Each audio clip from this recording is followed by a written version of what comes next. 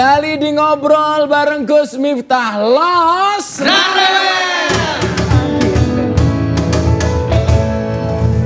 12 November diperingati sebagai Hari Kesehatan Nasional. Selain pandemi, kita masih dihadapkan dengan berbagai tantangan kesehatan lainnya. Di antaranya adalah stunting.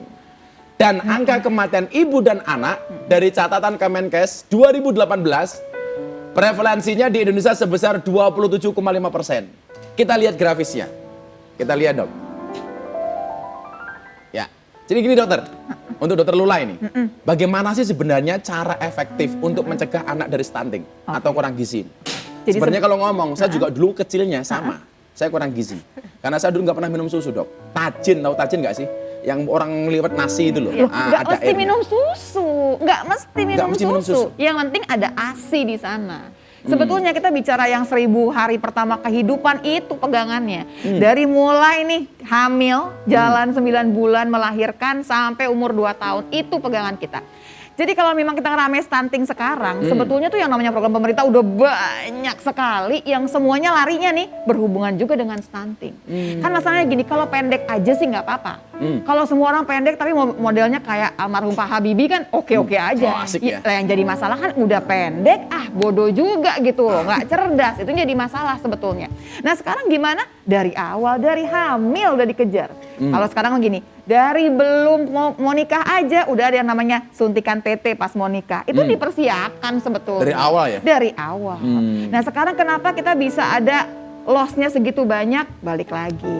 Di situ kita masih mengingatkan pada masyarakat bahwa pemerintah udah punya program yang banyak sekali. Udah tumpang tindih itu yang namanya program sebetulnya. Dan orang stunting sebenarnya tidak harus insecure ya. Contohnya pemain sepak bola, Lionel Messi. Awalnya juga stunting, kurang gizi. Tapi ternyata jadi mega bintang kan. Oh iya. Walaupun saya Madrid bukan Barcelona saya. Oh. Itu saya juga ada quote untuk beliaunya. Aku Madrid, dia Barcelona. Aku sudah married, dia masih berkelana. Aduh. Ini dokter, kalau Aku pasrah aja udah. langkah-langkah apa yang kira-kira harus dilakukan untuk menekan kematian ibu dan anak? Sebetulnya sih Untuk balik lagi ya. Baik lagi ya, pada dasarnya adalah bahwa kita mesti mengerti bahwa persalinan yang dibantu sama bidan yang seperti apa. Terus kemudian sebetulnya ini sudah banyak program pemerintah yang maksudnya gini, desa itu semua ngerti nih, ada yang lagi hamil, sampai dipasang bendera di rumahnya, nih lagi ada yang hamil. Jadi kalau tiba-tiba ada apa-apa dia mau melahirkan, satu desa ikutan nganterin supaya jangan sampai Jadi ada gotong royongnya ya? Gotong royongnya. Itu yang membantu kita untuk menekan sebetulnya. Tapi balik lagi, kita kan zamannya sekarang kan kepala daerah tuh lebih penting ya daripada yang pemerintahan secara pusat. Berarti sekarang kepala daerah ini harus mengerti, dia harus care sama ibu hamil, harus care sama anak-anak yang dilahirkan dengan bayi-bayi tersebut. ASI-nya harus jalan. Ya, tapi Dr. Lula tahu nggak? Gara-gara pandemi stay at home, ini alhamdulillah yang terjadi apa? Yang terjadi adalah banyak negatif corona, tapi positif hamil. Iya itu betul, itu betul. Saya punya foto untuk Dr. Debrina ketika di Maluku Ambon. Kita lihat fotonya bareng-bareng. Foto ketika Dr. Debrina di Ambon. Jadi kan begini, dokter. Sebelum pandemi, Dr. Debrina kan sering menjadi relawan keliling Indonesia nih. Ya kan? Tadi fotonya kita lihat. Kalau nggak salah pas di Ambon tuh dokter ya. Apa sebenarnya masalah kesehatan utama di masyarakat Indonesia? Banyak banget, aku hampir nggak tahu mulai dari mana. Cuman mungkin aku jabarkan problem yang paling utama yang aku lihat itu memang akses. Akses ya? Karena akses itu luar biasa menyakitkan gitu buat kita nakes dan artinya buat pasien. termasuk jalan ini? Jalan dan ya emang akses. Infrastruktur lah ya? Iya infrastruktur pokoknya. Kalau di Jawa nih, aku nggak usah jauh-jauh ngomongin ke Indonesia Timur. Cuman kalau di Jawa aja, di Jawa Barat deh gitu, yang nggak jauh dari Bandung gitu ya. Masih ada tempat yang susah. Iya dok, jadi ada banyak tempat yang bahkan untuk ke puskesmas aja butuh 1,5 jam misalkan. Nggak bisa, motor aja nggak bisa tembus. Harus jalan kaki. Gimana ceritanya walaupun sudah ada program yang ada bidan desa, di ada rumahnya bendera, masing-masing. tapi kalau ada komplikasi waktu melahirkan, masa bawa pasien turun dengan keadaan mau melahirkan itu melewati jalan yang hiking jelek gitu. Ya? Saya jadi ingat, teman saya itu kan istrinya melahirkan dok, dibawa ke rumah sakit pakai ambulan, sampai jalan macet.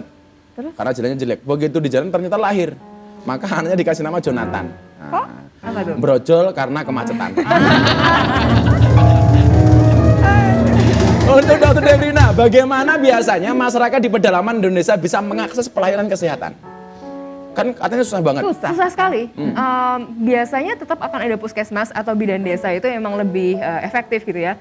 Yang dilakukan pemerintah yang aku lihat efektif juga adanya knowledge sharing antara bidan desa sama dukun macam-macam. Iya, jadi dukunnya digandeng. Dukunnya masih bisa dilibatkan ya? Bisa. Dari yang aku lihat mereka sebenarnya excited untuk belajar ilmu baru. Mereka menerima Betul. karena mereka tahu ada komplikasi yang bisa terjadi. Jadi mereka menerima ilmu baru. Misalnya kita mau nggak untuk merangkul Daripada mereka? punya musuh lebih baik punya temen dong. Iya. Iya. Artinya dukun tuh gak perlu kita musuhi kan? Jangan. Ah. Itu sudah masuk program pemerintah juga Betul, padahal. ada dok. Iya. Dan mereka justru punya kendali yang lebih kuat ke masyarakat. Masyarakat dengerin mereka sekali daripada bidan desa yang baru lulus ceritanya atau dokter-dokter yang baru lulus. Ini saya jadi muda. pengen ngomong sama pejabat soal akses ya. Saya pernah, dokter, saya pengajian di luar daerah itu jalannya jelek banget. Driver yang jemput saya bilang begini, Pak Kiai, ini yang rusak jalannya itu truk-truk gandengan itu rusak jalan. Saya bilang Anda salah. Iya. Yang rusak jalan ini bukan truk gandengan tapi mobil mewah. Loh, kok bisa? Karena uang yang seharusnya untuk bangun jalan dikorupsi untuk beli mobil mewah. Benar. Untuk Dokter Lula Kamal, bicara masalah kesehatan, tahun ini bagi saya luar biasa lah. Tidak hanya bagi kita, tapi juga dalam banyak hal, termasuk hal sosialisasi. Lah, saya mau tanya sama Dokter Lula, tantangan terbesar selama pandemi ini apa sebenarnya? Kalau buat saya, musuh yang merupakan kita sendiri gitu. Kita yang nggak nerima bahwa ada yang namanya pandemi COVID-19. Kita yang nggak nerima bahwa COVID ini ternyata sama aja kayak flu biasa. Kita juga yang nggak nerima bahwa program pemerintah udah usaha segala macam ini ya dianggapnya cuma main-main. Terus semua teman-teman Jadi kita sampai hari ini masih ada orang yang nggak percaya dengan masih COVID? banyak. Masih banyak. Nah teman-teman kita yang meninggal sebegitu banyak itu kan bercanda kan tidak tentunya ya. Itu kan semua ada angka yang sebegitu banyak yang seluruh dunia ada 1 juta lebih yang meninggal. Itu kan memang kayaknya cuma angka. Tapi tiap satu angka di sana 1 nyawa sebetulnya. Ibunya seseorang, ayahnya seseorang, suaminya seseorang, anaknya seseorang barangkali. Dan mungkin tahun ini harus mati mereka dok ya. Iya, dan pada dasarnya kita harus mengerti bahwa ini nih musuhnya bareng-bareng kita. Yang jadi masalah ada yang paling besar adalah karena kita nggak bareng-bareng, Gus. Kadang-kadang kan juga orang banyak menyombongkan keimanannya. Nggak takut, corona makhluknya Tuhan. Wah, itu kan yang paling banyak. Ya gampang saja masukin ke kandang macan harimau, ayo berani nggak? Kan juga makhluknya Tuhan. Iya. Dimakan habis. Saya punya permainan nih, fun fact untuk kedua dokter kita hari ini. Aduh, Kapan lagi kita dimainin tanya apa dokter nih kan? kita? Kalau saya dibilang, Gus sebenarnya dokter tuh pinter apa nggak pinter sih? Saya jawab, sebenarnya kurang pinter sih. Buktinya apa? Setiap ada orang datang ditanya. Iya benar. Aduh. Dokter itu yang paling pinter satu dok. Dokter hewan. Nggak pernah ditanya langsung disuntik. Nggak bisa jawab juga ditanya. Sapi, kamu sakit apa kan nggak mungkin itu. Pertanyaan untuk Dokter Debrina. Ya. Ini fun fact ya. Coba ini jawab, mitos atau fakta? Oke. Virus corona dapat menular melalui udara di ruang terbuka. Mitos atau fakta? Virus corona dapat Menular melalui udara di ruang terbuka. penularannya lewat droplet. Oh, Jadi kalau droplet, misalkan di udara terbuka ada droplet yang tetap terbang dan saya menghirup itu masuk ke dalam paru-paru ya bisa aja ketularan. Kalau kita nempel-nempel di luar terbuka ya Bisa. Jadi bukan airdrop ya? airdrop. Kayak ini ya, kayak HP ya. Airborne. Hah? Airborne. Ini. Gimana sih airborne? Airdrop iya. Gila, susah saya ketemu dokter begini. Saya bilang nggak cerdas, malah ternyata lebih cerdas. Jadi melalui droplet ya, tetap droplet ya. Droplet. Oke, yang kedua, mitos atau fakta? Oke. Penyemprotan disinfektan dapat membunuh virus corona. Berdasarkan CDC itu membantu untuk membunuh semua virus. Kalau disinfektannya sesuai dengan yang dianjurkan CDC. Jadi bisa? Bisa. Oke, jadi di mana-mana ada penyemprotan dapat bagus itu ya berarti ya? Yang eksternal ya, jadi yang eksternal. virusnya ada di luar. Tapi kalau jadi jangan minum disinfektan terus berharap jangan. COVID-nya mati di dalam tubuh manusia. Malah yang Enggak. mati orangnya ya? Tapi saya punya temen dok, jadi dia disemprot rumahnya disinfektan, di rumah juga pakai masker, nggak pernah keluar. Tapi juga akhirnya mati. Jadi matinya bukan karena corona, dihajar istrinya gara-gara nggak punya penghasilan. Sekarang fun fact untuk Dokter Lula Kamal. Kalian tahu nggak sih Kamal itu artinya apa? Sempurna. Kasih dong lagu. lagunya mestinya ya, betul betul. Saya sempurna. Luka mau itu artinya sempurna. Saya sempurna beliau. Ngarang. Jadi kalau aku ngomong sama Dr. Lula ini begini, kamu terlalu subhanallah bagiku. Tapi Dr. Lula bilang, kamu terlalu innalillah untukmu. Mitos atau fakta? Dibanding dengan virus corona, flu biasa membunuh 60 kali lebih banyak orang setiap tahun. Oke. Jawabannya langsung mitos. Mitos.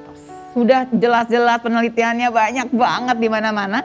Dia itu lebih ganas dan mematikan berkali-kali dibanding flu biasa.